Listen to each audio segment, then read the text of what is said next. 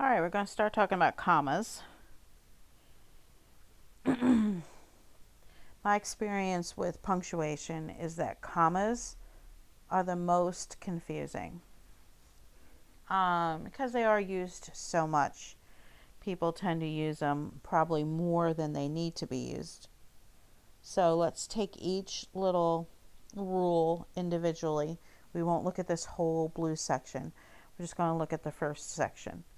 So the first comma rule is an easy one, even though it is changing a little bit, but because Becca still does it this way, we'll still do it this way.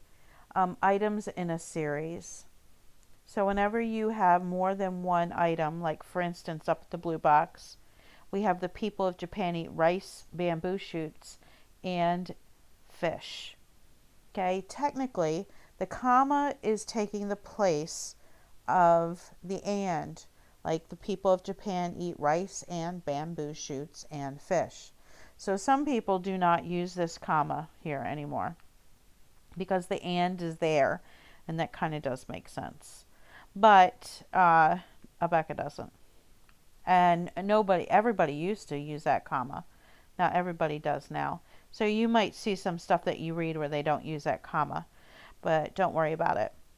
So let's look down at think A. The old horse neighed, snorted, kicked, rolled, and finally darted across the prairie. So first the horse neighed, comma, and then he snorted, and then he kicked, and then he rolled. Now see, this is the one here where they may not use, but we're going to put it there.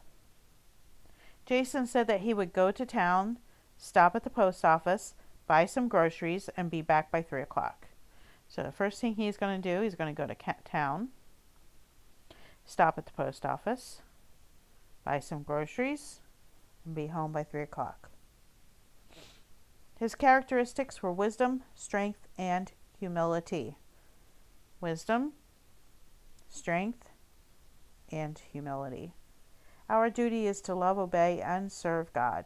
Love, obey, and serve God. All right, let me go to the next page.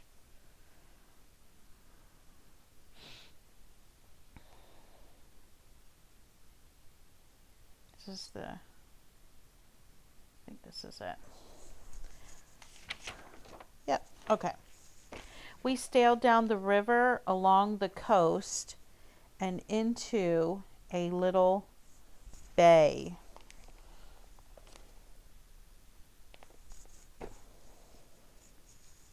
All right, so first you sail down the river. Yeah, this one's a little confusing without the comma, because you could just say like the river was along the coast, you know what I mean? But you sailed down the river, then sailed along the coast, and then into a little bay. Meekly, truthfully, and disinterestedly, he trod the path of life. So meekly, truthfully, and disinterestedly. Okay? Seldom is a person at the same time wise in his own eyes, wise in the eyes of the world, and wise in the sight of the Creator. Seldom is a person at the same time wise in his own eyes, comma, wise in the eyes of the world, comma, and wise in the sight of the Creator. The lecture was clearly, forcibly, and eloquently delivered. Clearly, forcibly, and eloquently. Always try to be strong in health, vigorous in mind, clear in thought, energetic in action, honest in purpose. Now this one doesn't have any ands.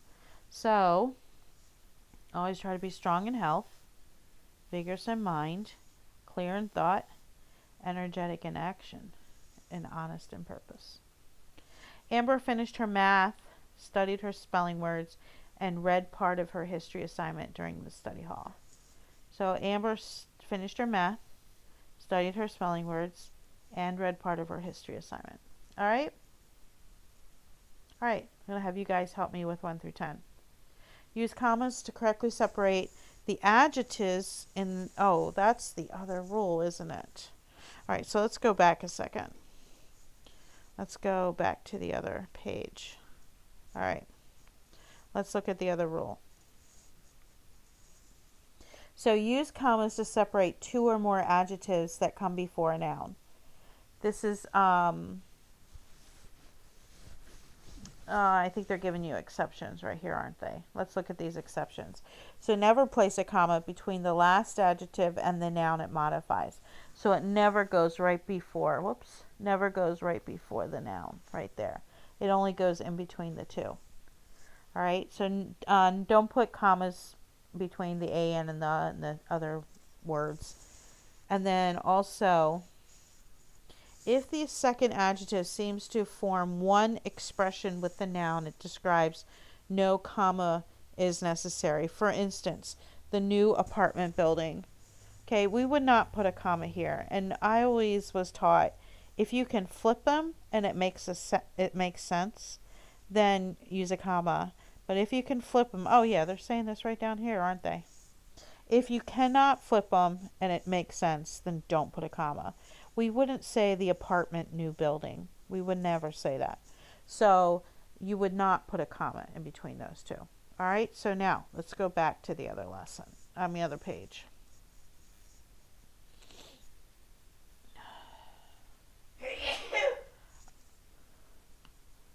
All right. So Morgan, this is yours. We need honest, industrious workers for this job. Where do you think I should put a comma? Very good. Between honest and industrious. Now notice, I could flip that. I could say the industrious, honest workers. It would still make sense. So go ahead and put a comma there. Okay, Will, this one's yours. John Milton wrote bright, vigorous poetry. Where are you going to put the comma?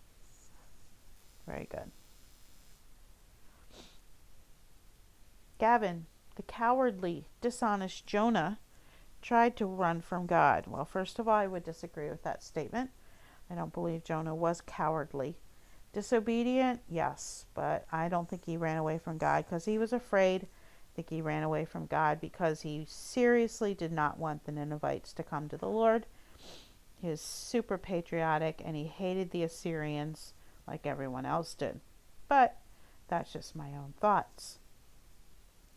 But if you read the book of Jonah, never once do you see any evidence that that guy is a coward.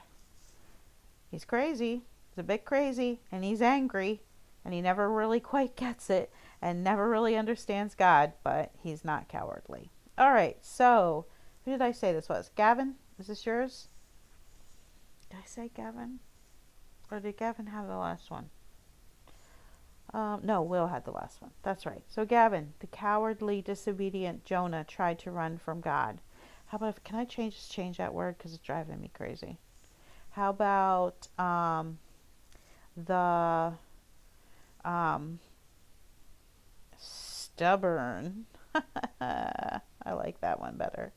The stubborn, disobedient Jonah. So where do I put the comma after all that, Gavin? Right, in between the two. All right. David was God's chosen king to rule Israel after Saul. Morgan, this is yours. Did I already ask Morgan? Oh my goodness, I'm so, I forgot. This was Will. This was Gavin. Yeah, Morgan already got one. Pretty sure. I messed up. Sorry, Morgan. All right, so I'm going to give this one to Alex. All right, Alex, David was God's chosen king to rule Israel after Saul. What do you think? Yeah, I think the question is, should we put it between God's and chosen? No, we shouldn't. So this sentence is fine. You can put a C. Very good, Alex. Good catch. And then Leonard, you get the last one here, or number 5. God spoke to Elijah in a still small voice. Where should we put it? Good. Between still and small. All right, Morgan, number 6. He was a brave, patriotic prince. What do you think? Good. All right, Will. Wise, cautious Ulysses fought in the Trojan War. What do you think we should do there? Very good, Will. Right in between those two. The secretary, let's see, I'm sorry, before I forget. Gavin, you're next. The secretary placed the document in the second file drawer. Where does the comma go? Good catch, Gavin. There is no comma. We would not flip this and it wouldn't make sense. The file second drawer, we wouldn't ever say that. So we don't need to put a comma there. All right. Who's next? Alex. The boat sank into the tossing, restless waves. What do you think? Very good, Alex. Leonard, last one. Nadia opened her own savings account at the bank. What do you think?